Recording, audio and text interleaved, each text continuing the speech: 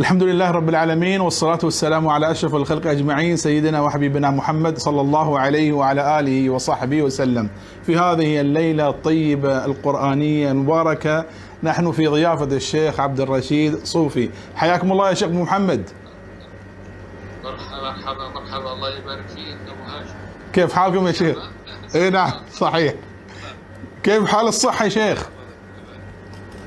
والله طيبين الحمد لله بخير. كيفكم مع ظروف كورونا ما كورونا؟ اللهم نجنا من شر. آمين آمين. مستقرين عين ها؟ لله الحمد لله. الحمد لله على كل حال، الحمد لله على كل حال. شيخ ما شاء الله لكم محبون كثير يعني. وما أن طرحت الاسم شيخ، ما أن طرحت ما أن طرحت الاسم حتى انهالت الأسئلة. شيخ متابعيني يبلغونك السلام ويخبرونك بأنهم يحبونك في الله. أحبهم الله، بارك الله فيهم، جزاكم الله. الشيخ نبدأ من البداية. احنا نسمع ما شاء الله، أنا زرت الصومال ورأيت كيف عناية أهل الصومال بالقرآن الكريم حفظا وتدارسا وكذا، فما سر يعني اهتمام أهل الصومال وعنايتهم وتفوقهم يعني في موضوع القرآن الكريم؟ صحيح. أولا الحمد لله والصلاة والسلام على سيدنا رسول الله صلى الله عليه وعلى آله وصحابته أجمعين، وبعد. فننتهز هذه الفرصة من خلال حساب الدكتور الشيخ حسن، الله يحفظه ويبارك فيه، وأسلم على كل الإخوة ونحبهم في الله كما أحبونا فيه إن شاء الله تعالى. طبعا بالنسبة لهذا السؤال، اهتمام أهل الصومال بالقرآن شيء مشهور معروف من قديم الزمان، وكانت العادة عند أهل هذه البلاد أن الذي يرزق بأولاد لا يبدأ لهم بأي تعليم حتى يختم القرآن. يعني أي أب عنده أطفال، وغالبا الذكور وكذلك الإناث، لكن في الغالب هي الذكور، لا يبدأ لهم بأي تعليم حتى يدخل في ما يسمى بالكتاب ويتعلم ويقرأ ويحفظ القرآن، بعدين يوديه مدرسة. فلله الحمد والمنة والفضل، هذا يرجع إلى العلماء والمشايخ الذين ركزوا في هذا الجانب، جانب الدعوي والقرآن الكريم، وبفضل الله تبارك وتعالى كان هذا سبب الانتشار بفضل الله. الحمد لله. نعم. طيب ما هي الطريقة الصومالية؟ هل في هناك طريقة لحفظ القرآن الكريم في الصومال تتميز عن غيرها؟ والله لا يوجد طريقة معينة، يعني لا أستطيع أقول شيء سوى ما يتميز به الكتاتيب في الصومال قديما، وأيضا بعضهم حديثا، أنهم عندهم نظام معين لمراجعة ما حفظ من القرآن بشيء اصطلحوا عليه بالسبع. هم يسمونه سبع، وكأن السبع هذا يعني مأخوذ من تسبيع القرآن، بحيث أنه يختم في كل أسبوع مرة. لكن هذا المصطلح القديم استحدث لما يسمى بالسبع، وهو أن يجلسوا في حلقة ويقرأوا القرآن الأجزاء يعني المعينة للمراجعة مع بعض، كل واحد يأخذ آية وليس صفحة، كل واحد يأخذ آية وحتى ينتهي من الآية التي بعدها. وعندهم شيء من التنغيم في هذا والصوت، وكذلك بعضهم كانوا أو معظمهم في السبع كانوا إذا انتهى الذي يقرأ عليه الدور الآية، ما أن يصل حتى نصف الآية فيأخذه بصوت واحد ويكمل معه، وهكذا. لكن طبعا لما جاء التجويد والاهتمام بالتجويد والأحكام وكذا، عدلوا عن هذا الذي بصوت واحد يؤخذ في آخر الآية، فيكتفي كل واحد بآية. أنا أظن أن هذه كانت شيء يتميز به أهل الصومال من حيث المدارسة والمحافظة على المحفوظ نفسه يعني. وأيضا ميزة هذه الطريقة أن الطالب يكون مستعد في كل الأوقات، متهيئ.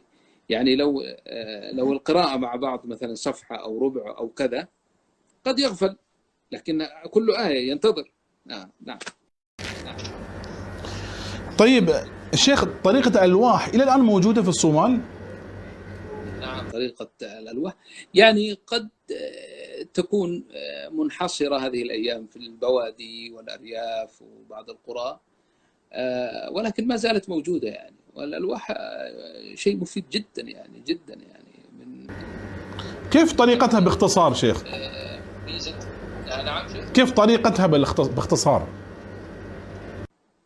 والله بالاختصار أنه كل تلميذ له لوح أو لوحين، أو حسب إذا كان مجتهد 3 ألواح، ويكتب بالدرس الجديد ويملي عليه الأستاذ، ويتعلم مع الحفظ أيضا رسم القرآن.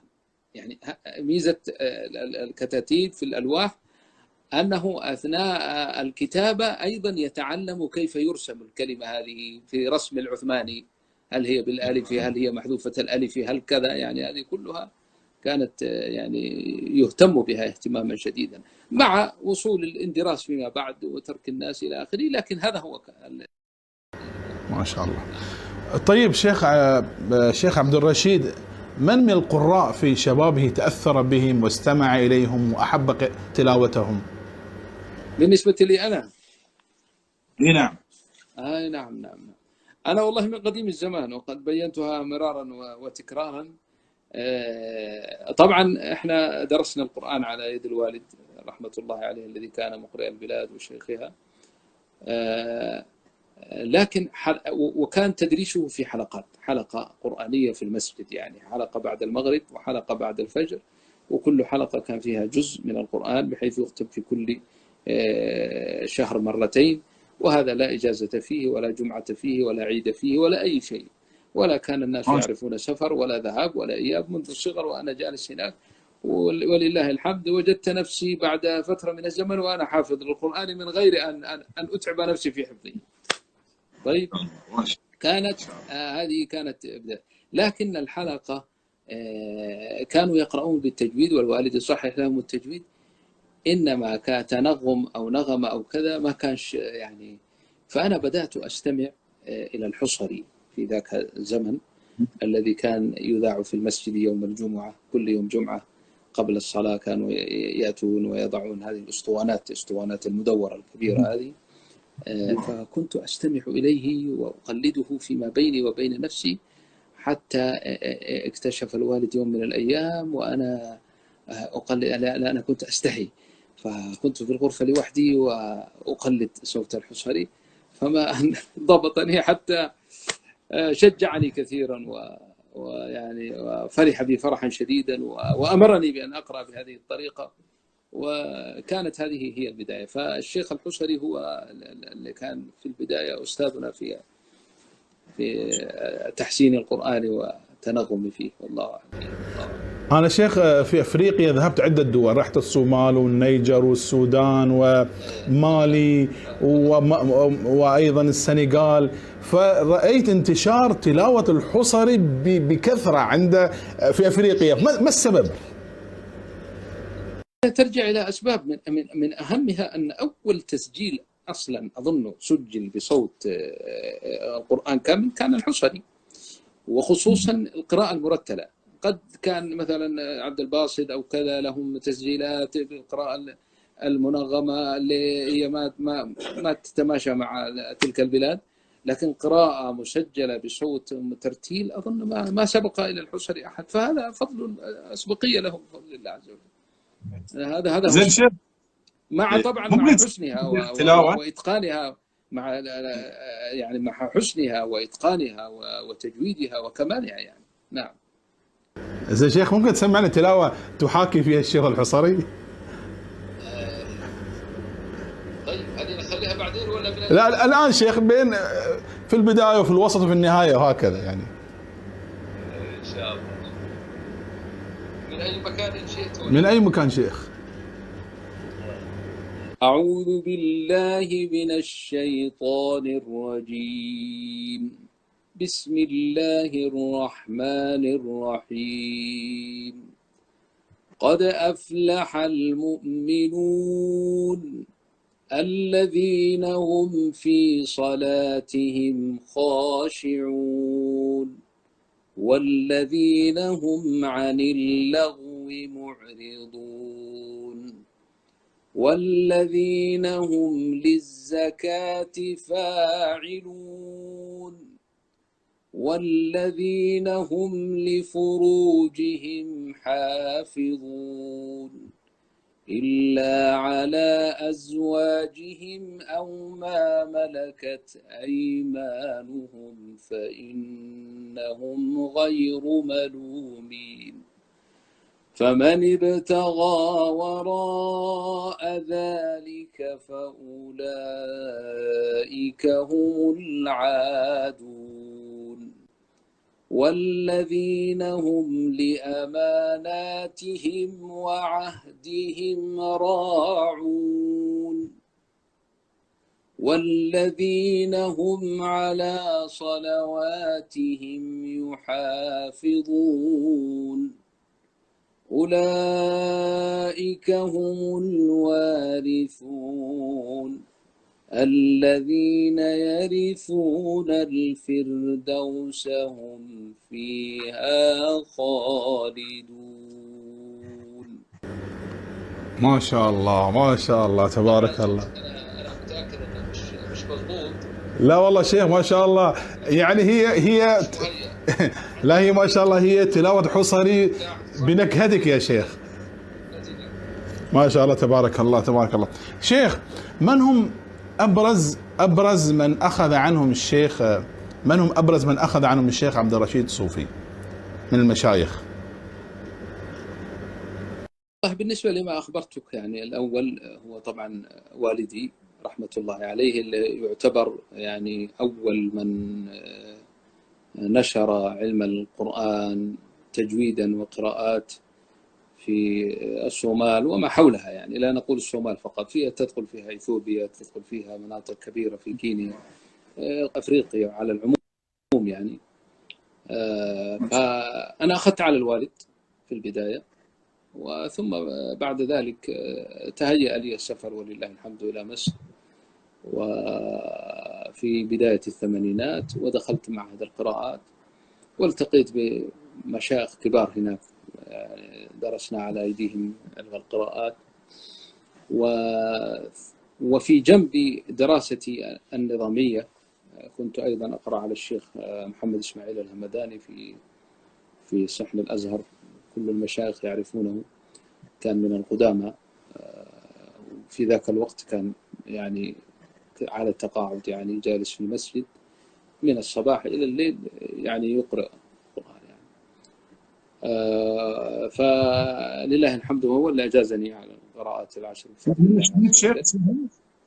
نعم شيخ محمد إسماعيل الهمداني. أيوة. الهمداني، نعم.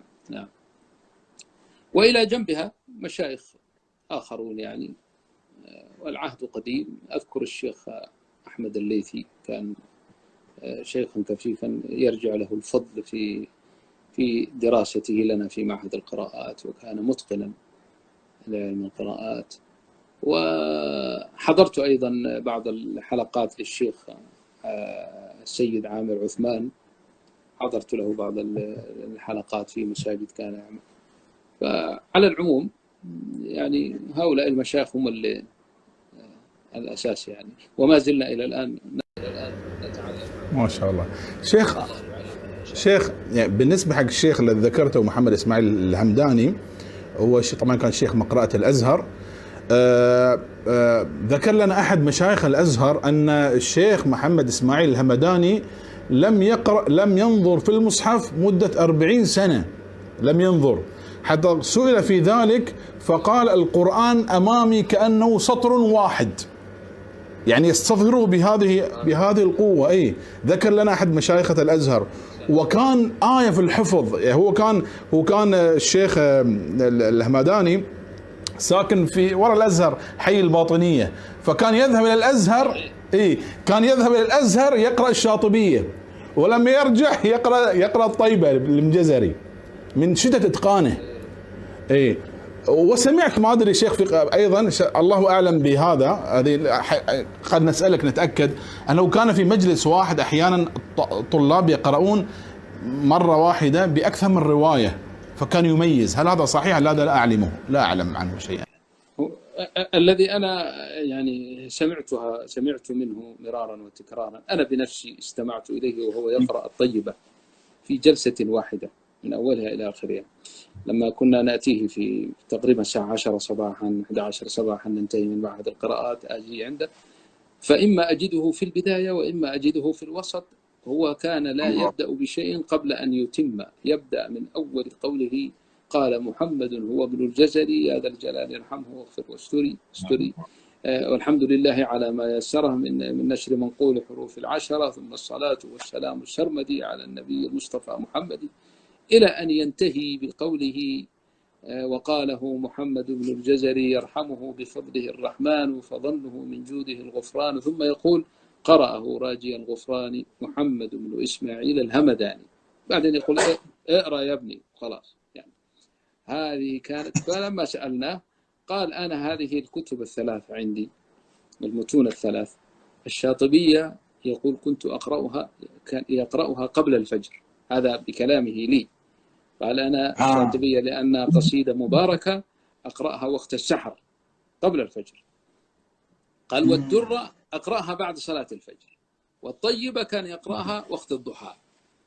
قال لا يمر بي يوم ما أقرأش، قال أنا لو تركت حنسى، فلا يبدأ بالدرس حتى يقرأ الطيبة، وأنا استمعت منه يعني لا يعد ولا يحصى، لأن يوميا آتيه، فإما أجده في البداية وأستمع إليه يخلص في خلال ساعة وشوي، بعدين يعني شيخ تنبيه حتى المشاهدين يعرفون، ترى نحن نتكلم عن الشاطبية أكثر من 1000 بيت، عن طيبة أكثر من 1000 بيت، الدرة حوالي 300 بيت، يعني قاعد نتكلم عن ألفيات يوميا 3 متون.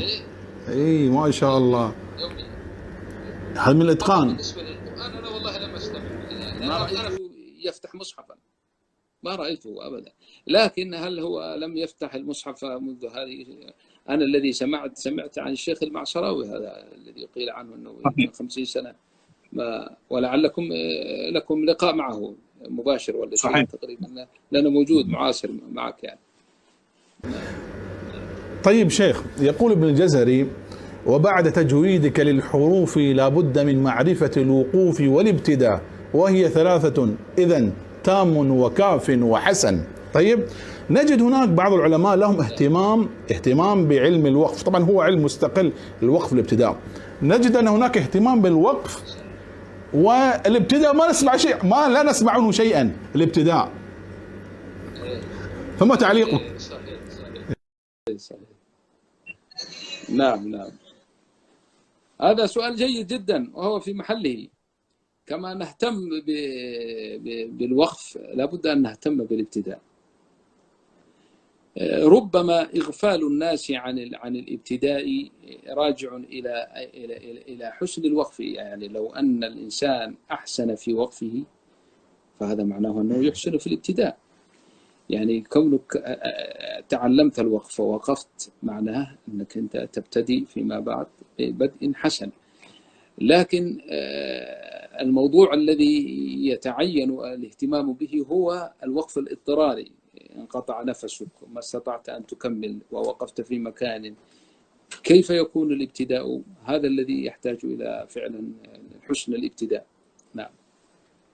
لكن لما قصدوا في الوقف والابتداء قصدوا بذلك أن معرفتك للوقف يؤدي تلقائيا إلى حسن ابتدائك، لأنك لا تقف إلا مكان تام أو مكان حسن أو مكان كاف، والوقف الحسن إن كان رؤوس الآية، وإلا ترجع مرة ثانية فتكمل يعني.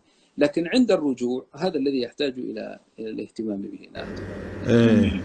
أنا أذكر عند الوالد رحمه الله، الوالد لما شرح لنا الجزرية، فلما ذكر هذه الأبيات الجزرية قال من فقه الجزري مثل ما قال الوقف أقسام تام وكاف وحسن، كذلك الابتداء تام وكاف وحسن. نعم. اي نعم صحيح. فقال حتى كذلك الابتداء لافتة طيبة. اي نعم. مان بين هذه المصاحف الثلاثة الوقوفات المخللاتي وخلف الحسيني ومصحف عامر بن سيد عثمان، ما هي ترون يعني أفضل الوقوفات الموجودة في هالمصاحف؟ شوف، هو المسألة ليس أحسن الوقوف ولا أفضلها، هي مسألة الوقف مسألة اجتهادية، وترجع إلى المعاني وإلى النحو وإلى كذا. وأيضا هناك مسألة حتى لا أنساها، مسألة مغفلة بين طلاب القراءات ينسونها وهي مهمة جدا، وقد وقع بعضهم في من طبع المصاحف بروايات أخرى في هذا الخطأ، وهو أن بعض القراءات تختلف في وقفها عن الأخرى. مثلا في سورة الأنعام قوله تعالى: وأقسموا بالله جهد أيمانهم لئن جاءتهم آية ليؤمنن بها قل إنما الآيات عند الله وما يشعركم. في قراءة إنها إذا جاءت لا يؤمنون، فقراءة الكسر ها هنا الأحسن والأفضل أن تقف وما يشعركم وتبدأ إنها إذا جاءت لا يؤمنون. وقراءة الفتح بما فيها رواية حفص عن عاصم لا تقف وما يشعركم أنها إذا جاءت لا يؤمنون. والأمثلة في هذا كثير. مثلا نافع يقرأ في سورة نافع والكسائي في سورة والطور: إنا كنا من قبل ندعوه أنه هو البر الرحيم، يعني أنه هو البر، قراءة نافع. فتجد بعض المصاحف المطبوعة يضع هنا وقف لأنه وقف عند حفص، ولكن ليست وقف عند نافع أو لا يعني. طيب شيخ، ما هو عقل هنا؟ تفضل.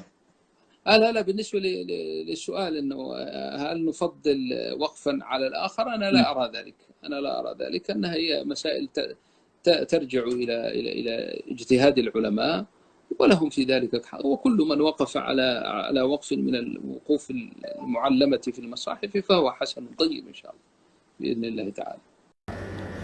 الشيخ يعني في أثناء حديثي مع أحد المشايخ وكنا نتكلم عن الوقوف، قال أنا لا أنصح قراء القرآن يبالغون في يعني تتبع الوقوفات. يقول أنا أسميها وقوفات الشهرة، يعني بعضهم يتعنى حتى يقف على وقف ما تعود عليه المستمعون فيتعمد بالقراءة حتى يظهر علمه أو يظهر التميز. يقول أنا أسميها وقوفات الشهرة.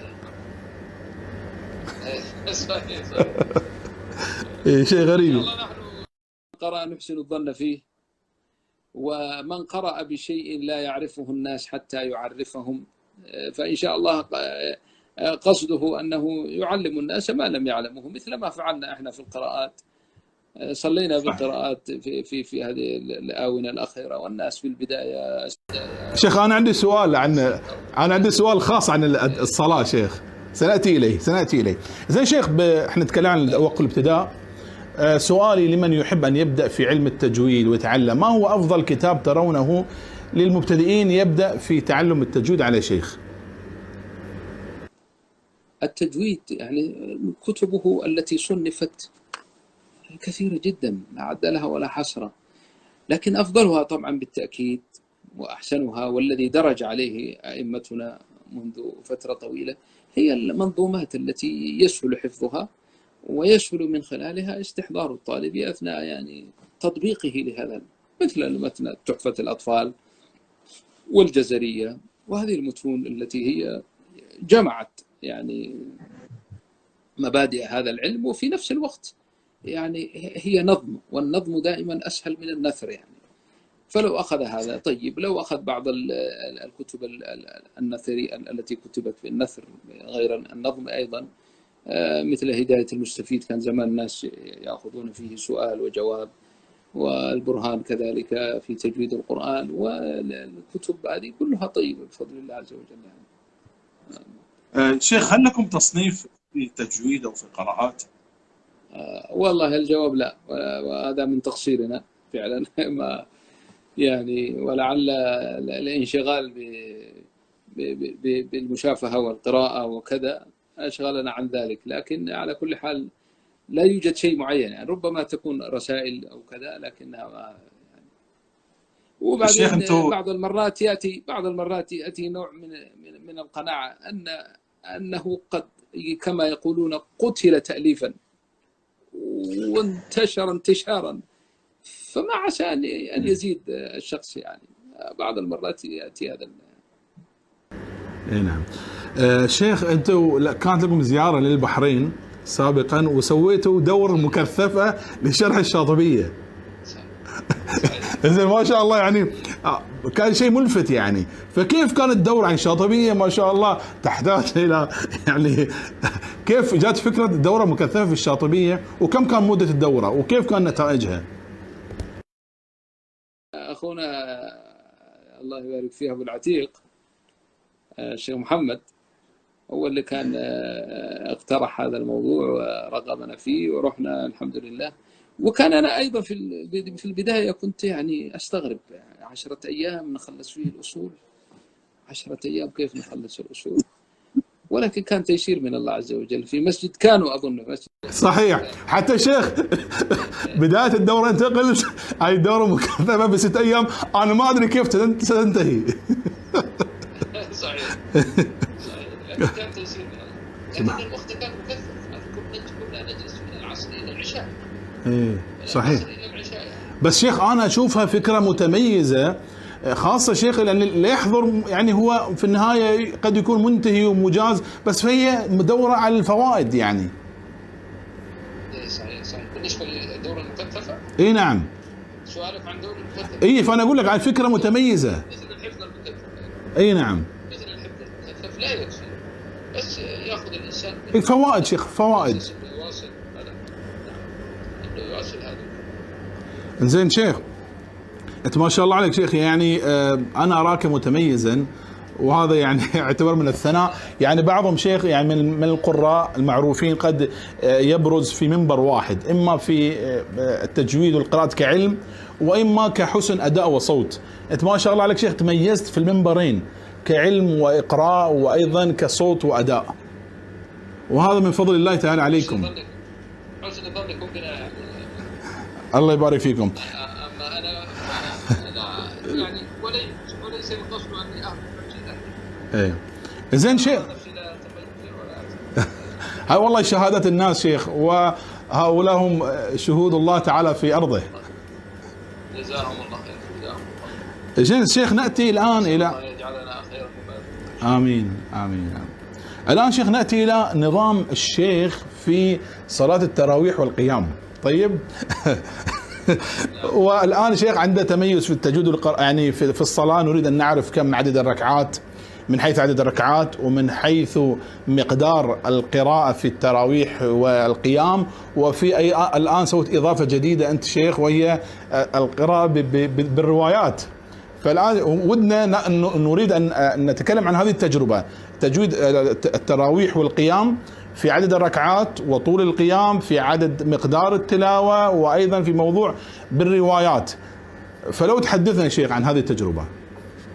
بالنسبة للتراويح اللي نصليها يعني. اي نعم. التراويح والله هذه السنة صلينا في ايه صحيح. لا شيخ احنا نتكلم عن نتكلم ما قبل الكورونا شيخ. حتى شيخ انا لما كنت مره وجيت عندكم فقيل لي ان الشيخ يقرا بهذا المقدار، وكنت ضيف وتعبان. قلت زين خلينا نروح ونجرب ركعتين. فظنيت شيخ مع طول القراءه يكون مسجد خاوي، فرأيت المسجد مليان. قلت يا رجل وين نصلي؟ ما في مكان. فصليت ركعتين شيخ، الظاهر صليت ركعتين وشيخ هربت. لأن شيخ مع الزحمة وكان عندي أيضا جدول كمحاضرة يعني. لكن ما شاء الله استغربت إقبال الناس حتى مع طول القراءة. لا. شيء عظيم، أنا فرحت جدا. أي سنة كانت دكتور لما جيت؟ والله شيخ يمكن 2013 12 11. لأن انتقلنا إلى مسجد أكبر. أيوة. انتقلنا إلى مسجد أكبر. ما شاء الله. كثير من هذاك اللي كنا فيه، ولله الحمد أيضا ابتلى، والناس يريدون الخير. اي والله. يعني كم تقرأ شيخ؟ كم تقرأ؟ خلينا أضحكك أنت وأصحابك شوي. يلا تفضل. تفضل. أول ما جيت ورحت المسجد اللي جيتني فيه، مسجد سوق الخضرة، كان أخ مصري هو اللي كان مؤذن المسجد، فدخل علي رمضان، فبدأت بنفس نظامي اللي كنت عليه، 20 ركعة في التراويح بالجزء، 20 ركعة مع الجزء، وأول ليلة من رمضان. هو ما كلمني، يعني كان نصف صف يعني. أول ما خلصنا الصلاة قال لي: عم الشيخ أنت بتعمل إيه؟ قلت: بصلي. قال لي: الصلاة اللي حتصليها دي مش حيصلي معك ولا واحد. قلت له: ما في مشكلة، أنا وأنت نصلي. قال: ومن قال لك أن أنا هصلي معك؟ والله العظيم ما زلت أتذكر، ما زلت أتذكر. فالرجل نفسه فوجئ بعد سنين إن المسجد مليء والناس يصلون برا. كان اسمه مرسي، فأقول له: يا مرسي إيش رأيك دلوقتي؟ مش هتصلي أنت كمان معي؟ فالقصد أنك تبدأ الخير، والناس ما شاء الله فيهم رغبة بفضل الله تعالى يعني. الآن يعني أنت بدأت المسجد. نعم شيخ، أنت نعم. بدأت كل يوم جزء، بدأت كل يوم نعم جزء صحيح؟ نعم نعم, والآن نعم. هذا الذي ورثناه من الوالد. لما كنا في الصومال كان الجزء يقرأ كل تراويح، فأنا التزمت به، ونصلي 20 ركعة، نصلي 20 ركعة بالجزء، والجزء مع 20 ركعة تجده بفضل الله خفيف جدا. جاءت القيام عادة كنا نصلي العشر الأواخر ب3 أجزاء، نختم ختمتين، ولكن تعرف ما شاء الله مع زيادة الطلب والإخوة والمجتهدين، ولو أن الإنسان حتى لو كسل ولا شيء هم يحرضوه، فبدأنا بفضل الله يعني من أول رمضان نبدأ القيام، بحيث نختم في كل 10 أيام ختمة، وهذه 3 ختمات مع ختمة التراويح، وكان فيها الحمد لله يعني. نسأل الله أن يتقبل منا ويجعلها إن شاء الله تعالى مقبولة عنده بفضل الله. يعني كل ليلة 3 أجزاء، 3 أجزاء للقيام غير الجزء التراويح. جزء التراويح هو أيوة. مستمر من أول رمضان إلى آخره، هو مستمر. نعم. هذا وشيخ هل بدأت بالقراءة بالروايات؟ نعم. هذه كانت أيضا يعني بدأت بأن أقرأ بالروايات يعني. حتى أذكر كنا ماشيين بالتسلسل، قالون ورش بما أنه طويل تجاوزناها إلى ابن كثير براوييه، بعدين بدأنا بأبي عمرو الدوري والسوسي كل واحد كذا. أذكر لما جيت في سلسلة رواية حفص دخل قراءة عاصم، ولا اعترض علي بعض الأخوة، قالوا يعني حفص ملأ العالم كله يا أخي، شوف لنا قراءة أخرى يعني. فالحمد لله يعني كان وجدنا بفضل الله. لما جيت إلى حفص ما يبغون حفص، يقولوا لك حفص مليان في كل مكان يعني، نريد نسمع شيء جديد يعني.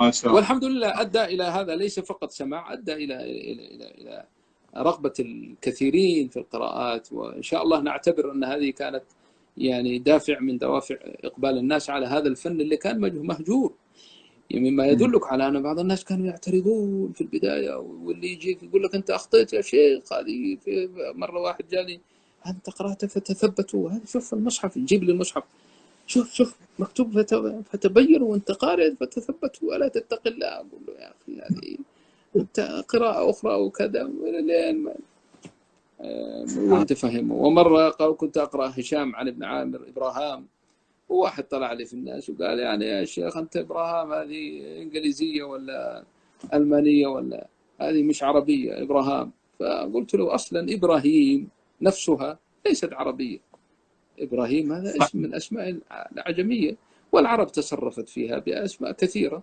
والقرآن نزل بلغتين، إبراهيم وإبراهام.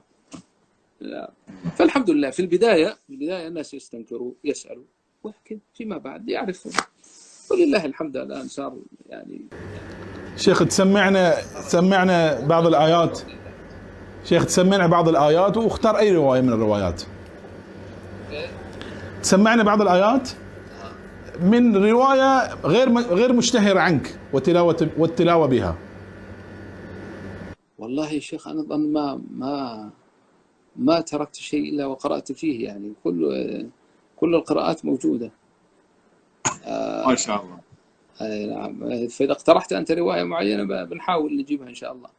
يلا شيخ اقرا روايه مثلا قانون. نعم. قالوا في أي سورة يعني؟ في اي سوره؟ أي سورة كانت. أعوذ بالله من الشيطان الرجيم، بسم الله الرحمن الرحيم.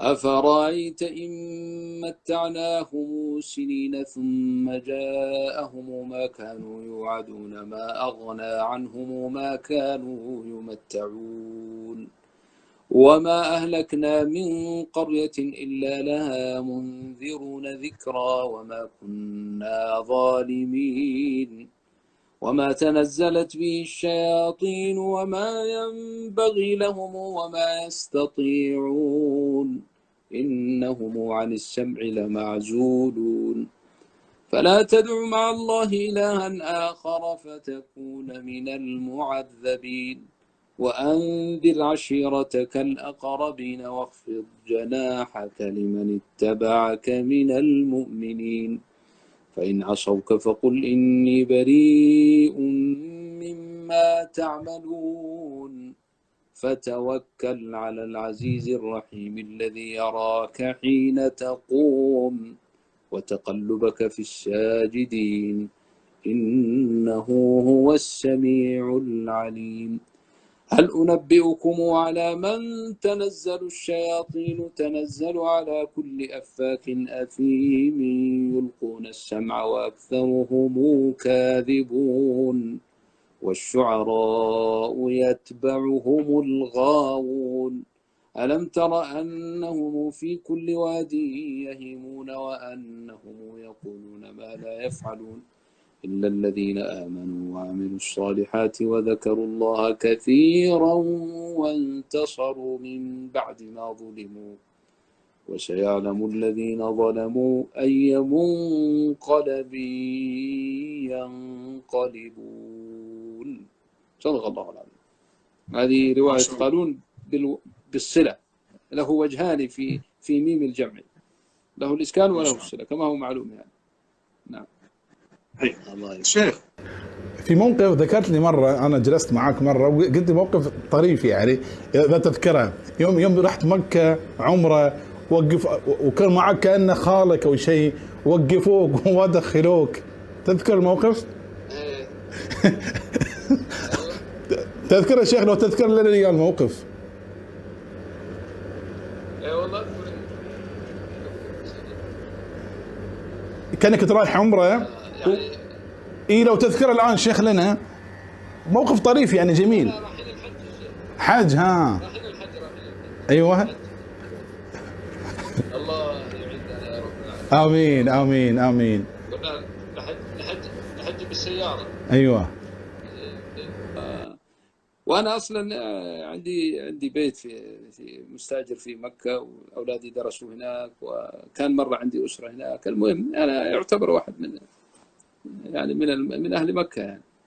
وبعدين جيت ما عندي تصريح، وخالي معي وكذا وجماعة، وكان ولدي معي أيضا تقريبا. وجينا فمسكنا. أول ما شاف طبعا لوحة السيارة تختلف عن لوحة السعودية، جيبوا خليجي امسكوا شوي، ولا أخذ مني الأوراق وذهب بها إلى الضابط. قال خلاص الحين نعمل لك بصمة أنت وصاحبك هذا اللي معك، وأنت تمنع من البلد كم سنة وهذا يمنع من... يا شيخ ما أنا ساكن هنا ما في فائدة. فالله سبحانه وتعالى ألهمني طريقة معينة ما أدري منين جاتني.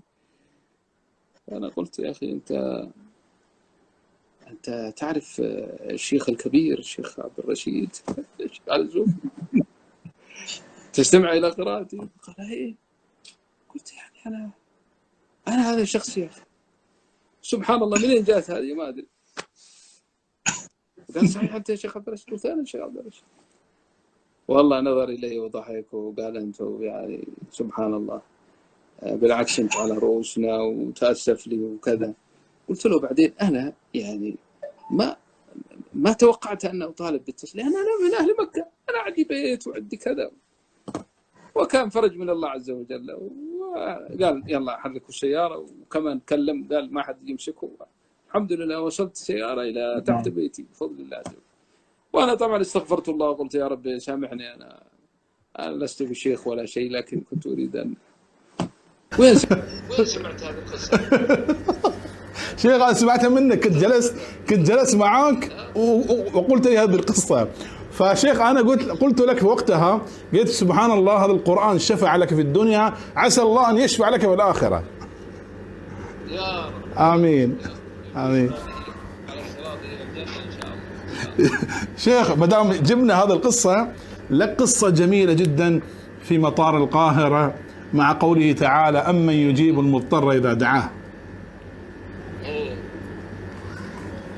هذاك الفيديو اللي انتشر صحيح، حبينا نسمع متابعينا في انستغرام، يعني لو تحدثهم باختصار. الله ييسر يا رب. أنا لما كنت طالب في الأزهر وكنت نهما في جمع الكتب، فجاني مبلغ من واحد جارنا مر علي، أظن كان 600 جنيه ولا مبلغ كبير في ذاك الوقت بداية الثمانينات. أخذته وكان في معرض الكتب واشتريت كتب كثيرة، وأنا لا أعرف، لأنه لأول مرة أسافر أصلا، يعني أنا ما أعرف نظام السفر وأنه في ميزان وأنه كذا. المهم جاء وقت الإجازة وجيت معي كراتين من الكتب، وجيت المطار والطائرة الخطوط الصومالية رايحة على مقديشو. جيت عند هذا الكاونتر مصري، قال لي جيب الكتب. قال أنت مطلوب مبلغ كبير. قلت له ما عندي أنا هذا. فظن أني كأني أستهزئ عليه، قال أنت بتري علي؟ قلت لا أنا والله ما عندي. قال طيب في حل، أنك تسافر أنت ونسيب الكتب، ولا أقول لك نسفر الكتب ونسيبك أنت. قلت له لا إن شاء الله أنا والكتب حنسافر مع بعض. فهو هذه الكلمة أخذها كالتحدي، قال وأتحداك أنا إنك تسافر أنت والكتب إلا إذا دفعت الفلوس. فأنا والله منين جاءتني الثقة ما أدري، قلت وأنا أتحداك بإذن الله تعالى أنا والكتب سنسافر. شيلوا وكذا. يلا اللي بعده، أنا كان في مسجد وكان نصف الليل، دخلت المسجد أصلي وأتضرع إلى الله وأسأل الله، والله ولا أعرف شخص ولا طالب صغير طويلب، لا لي علاقات ولا لي أحد أعرف ولا أي شيء، لكن أعرف الله. أقرأ طول الليل القرآن وأتضرع إلى الله، وتيجي صلاة الفجر ويقدموني، أنا كنت لابس جبة الأزهر وكذا، يعني يقدموني فضيلة الشيخ، وصلي وأنا أصلي بالناس وما أدري إيش قرأت، لكن أذكر كأني قرأت في سورة طه. التفت بعد الصلاة وإلا ضابط كبير الرتبة جالس خلفي والدموع على خديه، يبكي من القراءة، والله يبكي سبحان الله. وبعدما خذ الجواز والتذكرة، تعرف تذكرة أيام زمان كانت طويلة، كتاب عبارة عن كتاب تقريبا، أخذ التذكرة وصار ينظر، قال لي ها أنت رايح الصومال؟ لا لسه في وقت يا مولانا، لو تقرأ لنا كمان شوية. فبدأت أقرأ وبدأ هو يبكي الله أكبر. وبعدين أخذني تعال وداني مكتبه فوق، مكتب كبير كراسي كبيرة وكذا، ويطلب لي الشاي والبسكوت وأموري مضبوطة الحمد لله.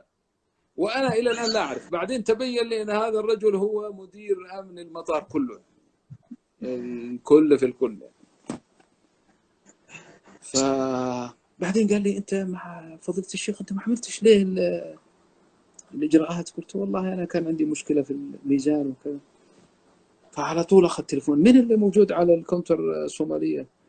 قالوا فلان، جيبوه. وإلا يجي هذاك المسكين لا إله إلا الله وكأني أراه الآن يرجف لما دخل وشافني أنا جالس مع سعادة البيه. والشاي والبسكوت قدامي. رجف. وبعدين قال له انت ما خلصتش ليش للشيخ؟ وعاتبه، قال له انت يعني مهتم بالناس وتسيبك وتترك البرع، ورمى له والله الجواز والتذكره، قال له خلص دلوقتي. حاضر يا سعاده البيت، حاضر والله يعني انت عارف ان احنا مشغولين وقت. راح وهو بنفسه راح، والله انا ما رحت معه، وهو يعرف وين الكراتين، اخذ الكراتين ودخلها، ويمكن كان الكونتر حتى مقفل، فتح وما ادري ايش سوى. المهم جاب لي التذكره حقت بوني باس حق الطياره، ويعتذر لي ويقول لي اسفين وغضبت الشيخ انت بس عارف يعني وكذا. واخذ، وكان في يدي 2 من الكراتين تركتها على اساس الميزان، لما قال لي ميزان انا ما اعرف ميزان. فالضابط قال لي انت ليش سبت دول كمان؟ نادى واحد عسكري قال له شيل وما تحطش في ايد الشيخ، اركب معه الطياره لغايه ما يجلس، واوعى حد يفتش الشيخ. هذه كلمه لا انساها والله. كل ما اجي عند البوابه يقول هذا تبع البيه، يقول تفضل تفضل. ركبت الطياره والحمد لله سافرنا بفضل الله وببركه القران. الله اكبر الله اكبر. طيب شيخ، احنا اما يجيب المضطر اذا دعاه. الله اكبر. سبحان الله شيخ، هذه بركات القرآن في الدنيا، فكيف بركات القرآن في الآخرة؟ شيخ لو تحدثنا عن بركات حامل القرآن وبركات والدي القرآن، لو تحدثنا عن بركات القرآن وأهل القرآن في الآخرة. نعم سيدي. أقول لو تحدثنا عن بركات القرآن ومنافع القرآن وأهل القرآن ووالدي القرآن في الآخرة كيف تكون؟ الله أكبر يا سيدي. يعني وهل تقارن الدنيا بالآخرة؟ شتان بين الدارين، شتان بين الدارين، لا مقارنة بينهما إلا كما قال النبي صلى الله عليه وسلم: ما الدنيا في الآخرة إلا مثل ما يجعل أحدكم أصبعه في اليم فلينظر بما يرجع. يعني هذا البلل الذي أصاب أصبعك هو مقدار الدنيا من سعادة وهناء، وكذلك مصائب وبلاوي بالنسبة لنعيم الآخرة وبالنسبة لعذاب الآخرة. فإذا كان هذه بركات القرآن في الدنيا، فكيف ببركات القرآن في الآخرة؟ فكيف بلقاء الله؟ فكيف بك وأنت ترى القرآن جرما أمامك؟ هذا القرآن يمشي تقدمه سورة البقرة وآل عمران كأنهما غايتان أو سحابتان كبيرتان. كيف وقد علمت أنك صاحبا لهذه القرآن، فكيف يأخذ بيدك وكيف يكافح عنك؟ نعم يكافح عنك ويدافع عنك، ويكون لك أمام الله تبارك وتعالى محاميا يدافع عنك. نعم.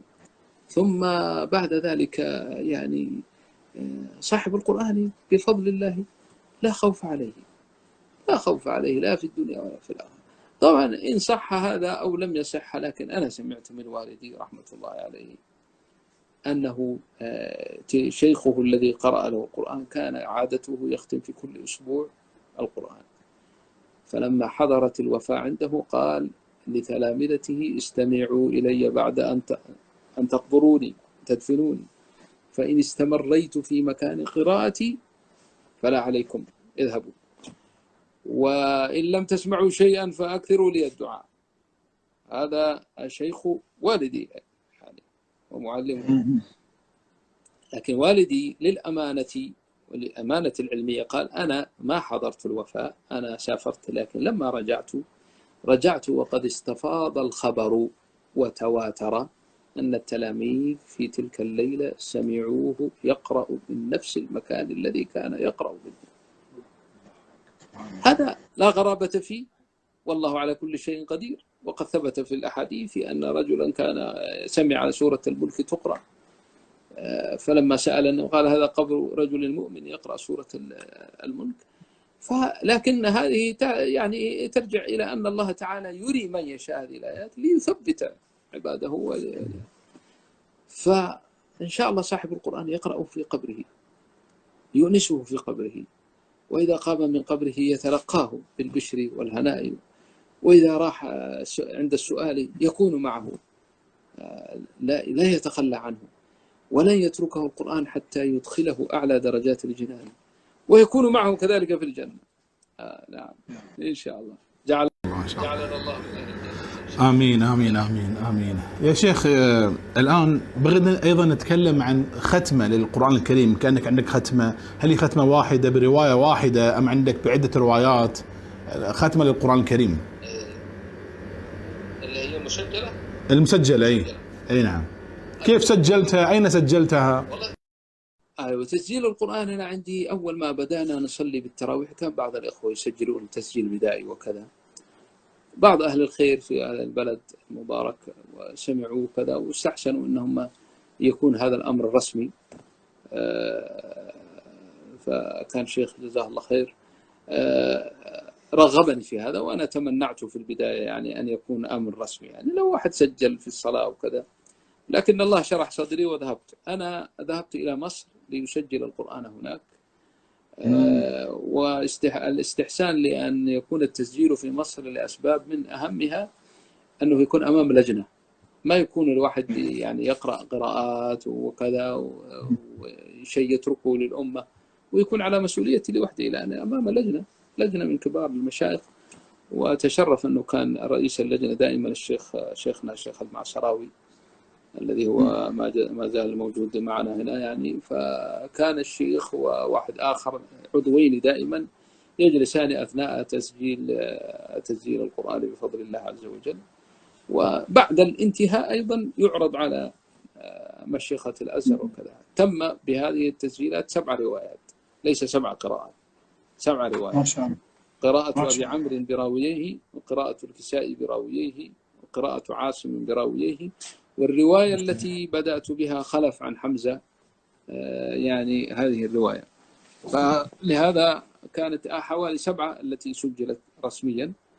أما القراءات كثيرة مسجلة يعني وليست يعني رسميا يعني. وإن شاء الله أني أن نستكمل بإذن الله تعالى إن شاء الله. نحن الآن ماشيين بتسجيل 4 روايات بفضل الله، يعني أبو جعفر وابن كثير، وصلنا حوالي 10 أجزاء، وإن شاء الله نكملها بإذن الله تعالى إن شاء الله. إن شاء الله. إي والله شيخ جميل تنهي الروايات كلها بإذن الله وبدعاء إن شاء الله. بإذن الله بالتوفيق والسداد يا شيخ. طيب شيخ، أنا يعني ما شاء الله خذنا من وقتك اليوم ساعة، فلعلنا نختم هذا اللقاء شيخ، لعلنا نختم هذا اللقاء بنصيحة منك لعموم المسلمين في قضية العناية بالقرآن والعناية بحفظه والأخذ عن الشيخ وغير ذلك، فتكون نصيحة ختامية. الله يكرمكم، بارك الله فيك. أنا حقيقة أبدأ قبل النصيحة بالشكر لك، فيعني الجلسة معك وحوارك حوار طيب وعفوي وحلو وطيب وشيق يعني. جزاك الله خيرا أولا وقبل كل شيء. ومن خلالي يعني أسلم على الإخوة المتابعين لكم، ولكم الفضل ما شاء الله. وأنا أيضا من المستفيدين من بعض يعني فوائدك في اليوتيوب وكذا. جزاك الله خيرا، بارك الله فيك، أكرمكم الله. نصيحتي حقيقة لعموم المؤمنين والمسلمين في مشارق الأرض ومغاربها ألا يخلو كل مسلم من خصال 3. أولا أن يكون حافظا لكتاب الله، ممن من الله عليه فحفظه، وهم كثيرون بفضل الله في كل البلاد. هذه نصيحتي له، أن يجعل لنفسه وردا لا يتركه. وهذا الورد لا يكون كيفما تأتى. يعني أنا لما أجد فرصة أقرأ، انشغلت بأي شيء تافه من توافه الدنيا هذه أترك، يمر علي أسبوع ما أقرأ قرآن. لا، يكون عنده ورده للقرآن كطعامه وشرابه وقوته. أرأيتم أحدا كان صائما فنسي الفطور؟ لا يمكن. فكذلك ليجعل القرآن قوتا له، لا ينسى أبدا حتى لو انشغل يقرأه. المعدل الذي يعني استحبه أهل هذا الفن دائما للحافظ ألا يقل عن 10 أيام. 10 أيام يختم، 10 أيام يختم. ولو كان أسبوع لكان حسنا وأفضل. الأسبوع أفضل يعني، ولكن 10 أيام يعني طيب. أما الفئة الثانية هو الذي يحفظ القرآن. فالذي يحفظ القرآن عليه بالجد والاجتهاد، وأن يستكثر من كثرة التكرار. كثير الإخوة يسألون، ولا شك لو فتحت السؤال الآن لأتتك مئات الأسئلة. أسهل طريقة لحفظ القرآن، أسهل طريقة لحفظ القرآن هي التكرار، هي التكرار لا غير. بكثرة التكرار يثبت القرآن. لأن الوالد رحمة الله عليه يقول: سورة الفاتحة لما لا يخطئه الناس؟ هل لأنها أسهل من باقي القرآن؟ لا، بل هي تعتبر فيها تشابه، فيها متشابه. بسم الله الرحمن الرحيم فيها أيضا الرحمن الرحيم قد تشتبه، ولكن الذي جعل الناس لا يخطئون وأن الواحد يقرأ وقلبه ساهل أيضا أن اللسان قد حفظ من كثرة التكرار. فيا حافظ القرآن الذي هو في طور التحفيظ الآن، عليك بكثرة التكرار، هذا هو الذي يثبت القرآن. الفئة الباقية للأمة الذي هو لم يحفظ والذي ليس في طور حفظه أو منشغل أو كذا، فهذه وصيتي له ألا يخلي نفسه من أعظم نعمة وهدية أهداها رب العالمين لعباده وهو القرآن.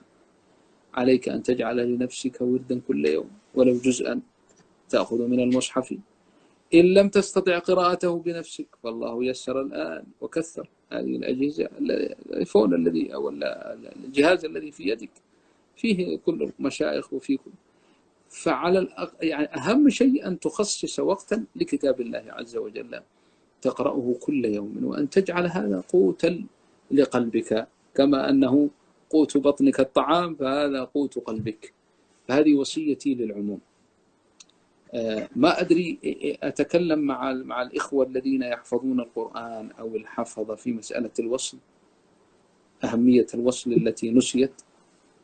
أيوة، أتكلم الآن عن الوصل. أنا حقيقة هذا الوصل فيه كلمة، خذ مني هذه الكلمة أو خذوا مني يا أيها المشاهدون والمتابعون: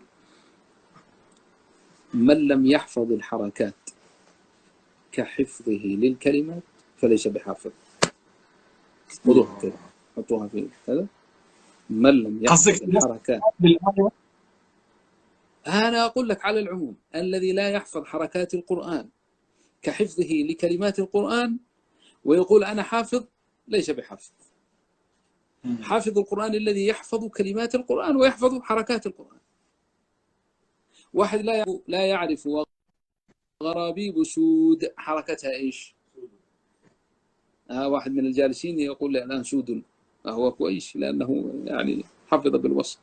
وهناك من لم يحفظ اللي يقول لك وغرابيب سود، الذي يقول لك بضمة واحدة، لا، هي وغرابيب سود. رب إني لما أنزلت إلي من خير فقير، يعني طول عمرك وأنت واقف من خير فقير لا تعرف حركتها إيش. يعني سورة القمر تقرأها هكذا: اقتربت الساعة وانشق القمر وإن يروا آية يعرضوا ويقولوا سحر مستمر. فلو سألك سائل ما حركتها فتقول أنا لا أعرف، إذن أنت لست بحافظ. أنت تكون حافظا عندما تحفظ حركات القرآن كحفظ.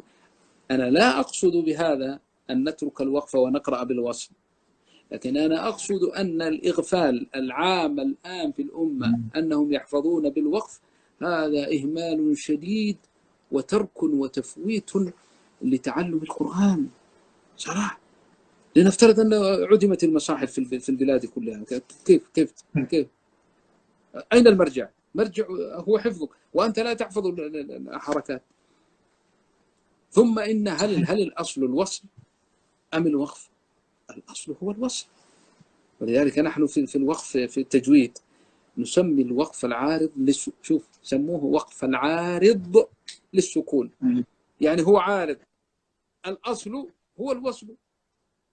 ولذلك أقل القليل أن تحفظ سورة الفاتحة بوصلها وكوقفها، وإلا إياك نعبد وإياك نستعين. الآن لو عرضت هذا على المشاهدين عندك، أوصل نستعين بما بعدها، فتجد العجائب. اللي يقول لك إياك نستعين اهدنا الصراط المستقيم مثلا، لا. فلذلك أنا وصيتي إن شاء الله تعالى لحفاظ كتاب الله وللذين يريدون أن يحفظوا أن يكون لهم اهتمام بالوصل، والذي يدلك على هذا أن الأئمة وضعوا أبوابا لولا الوصل لما كانت حاجة. يعني باب البسملة في بين السورتين في باب البسملة في الشاطبية ما له داعي أصلا إن لم يكن هناك وصل، لأنه يتكلم عن البسملة التي بين السورتين، كيف أصل السورة بالسورة في الوصل. فانصرنا على القوم الكافرين بسم الله الرحمن الرحيم ألف لام ميم. فلو كان المسألة مسألة الوقف لما كان في داعي إلى هذا. وكذلك في باب في ختام الشاطبية قال وما قبله من ساكن أو منون فللساكنين اكسره في الوصل مرسلا، يعني في التكبير لما تختم وأما بنعمة ربك فحدث الله أكبر بسم الله الرحمن الرحيم ألم نشرح. لذلك اهتموا بالوصل يا معاشر القراء، يحفظنا الله وإياكم وجزاكم الله خيرا. والله يا شيخ هذا تنبيه مهم جدا جدا يوم أشرت إليه، يعني لو لم نخرج من هذه الحلقة إلا هذا التنبيه لكفانا. أنا أذكر الشيخ ليس الإهمال معرفة حركات نهاية الآيات فقط في السور الطوال، صار الموضوع دارج عند القراء أو عند حتى عموم الناس في قصار السور حتى ما يعرفون. وأنا شيخ بكلامك هذا ذكرتني، أنا مرة صليت إمام فقرأت الإخلاص بالوصل قل هو الله أحد الله الصمد. طيب فجاني واحد بعد الصلاة قال لي يا شيخ هذه هي نفسها سورة الإخلاص ولا سورة أخرى؟ إيه لأنه متعود والله أحد الله الصمد، ما أعرف بالوصل. أول مرة أسمعها يقول أحمدوني الله، أول مرة أسمعها هذه. إيه فشيخ هذا جزاك الله خير هذا التنبيه أن معرفة نهاية الآيات وأحيانا القراءة بالوصل. جزاكم الله تعالى خير على التنبيه. عندما مسابقة القرآن هنا في قطر كانت فيها ألغاز شديدة وكذا ولغز ومشاكلها كانت كثيرة جدا يعني. فمع مرور الأيام قلنا لا، ليش ما نستبدل بهذا شيء يفيد يعني. هم قالوا والله لأنها مسابقة مفتوحة يدخل فيها الحفاظ وأئمة المساجد، فلا بد من التعقير ومن الأسئلة ومن كم موضع في كذا، وابدأ من اهتدى الموضع الثاني من سورة طه. الآن مشكلة يعني أمور لا تعرف إلا بالكمبيوتر. يعني أنا كنت أقول لهم هذه الأسئلة لو وضعت لو عرضت على سيدنا أبي بن كعب والله لا يعرفها، ما له علاقة بها أصلا.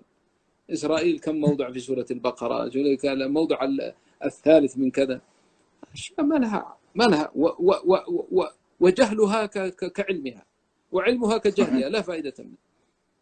فاستحدثنا الوصل، قلنا هذا الوصل مفيد.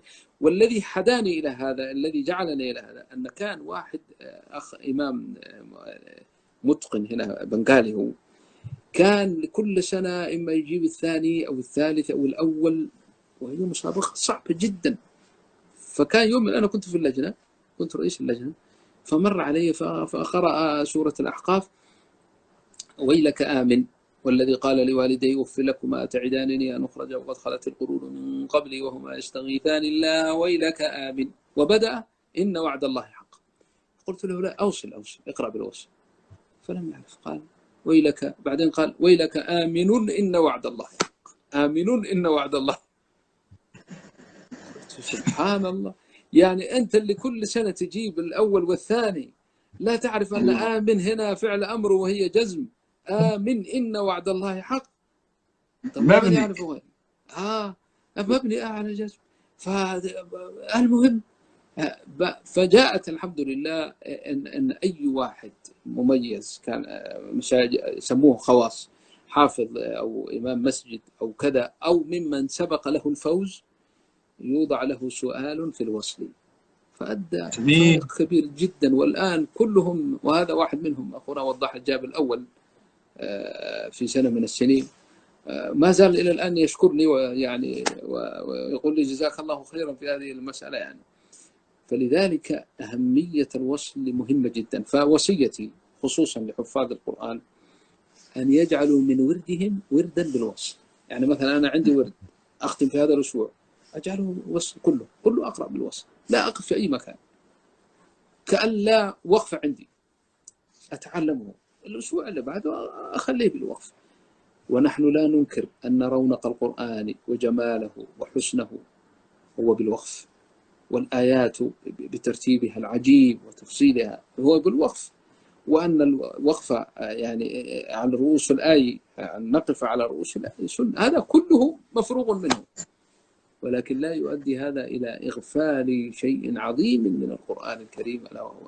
وهذا عكس ما كان عليه الأوائل. الأوائل كانوا يتعلمون الوصل كتعلمهم للوقف، يعني يحفظ الكلمة بحركتها ثم يقف عليها. سبحان الله، صحيح.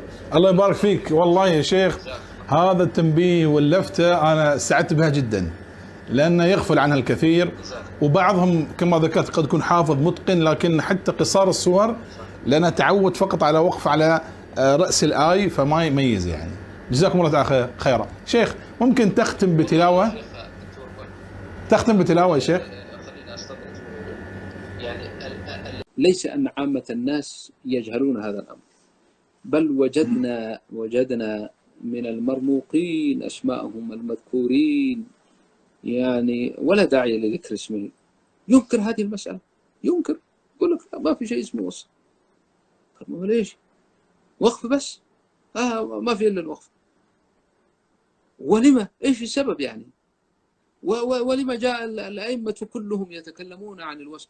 وآيات كثيرة الفرق في القراءات في رأس الآية نفسها، يعني رأس الآية في لوح محفوظ الآن ولا محفوظ؟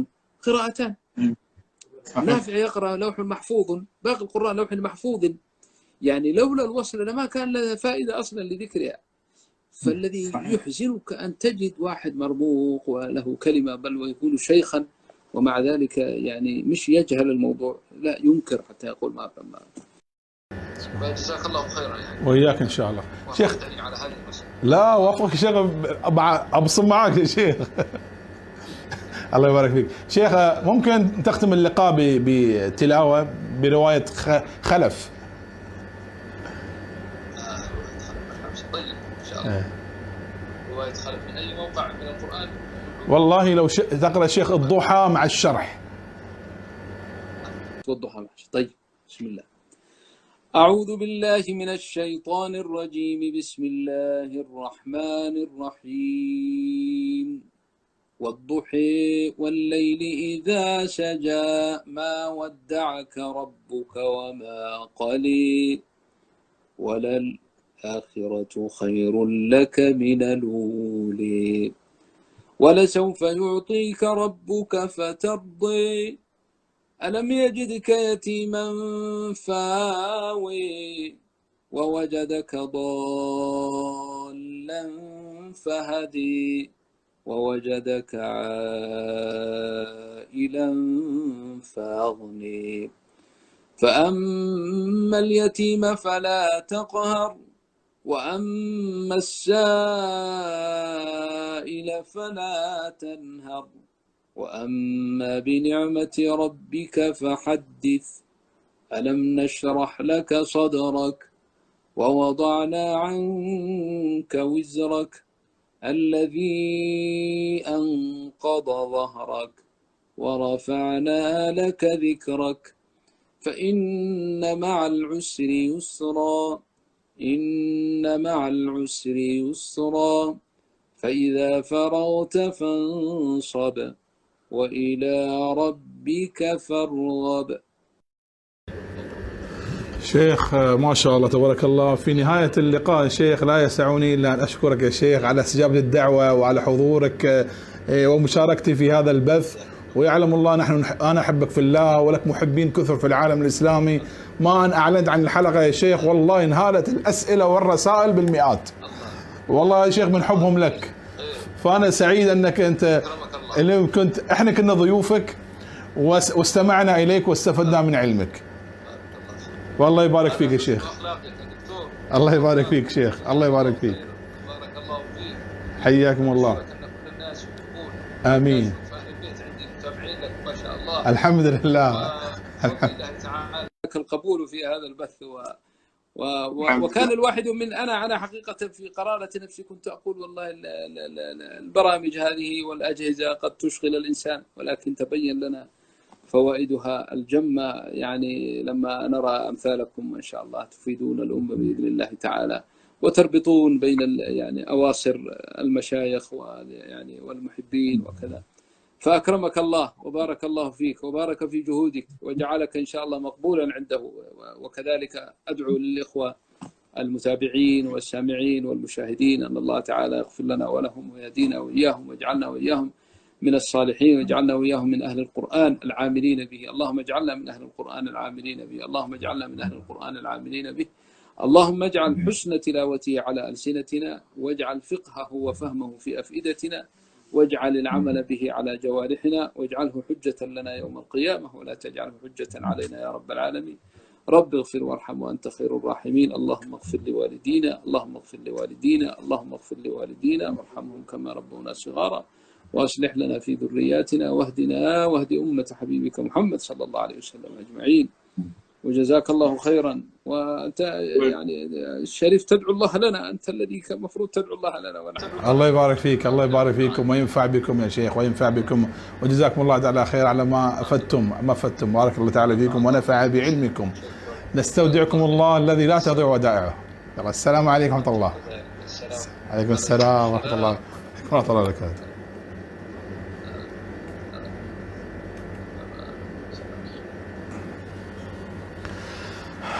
ما شاء الله تبارك الله، كان اللقاء ممتاز طيب، ونشكركم على حسن المتابعة. نلتقي بإذن الله تعالى في الليلة أو الأسبوع القادم، وآخر دعوانا الحمد لله رب العالمين.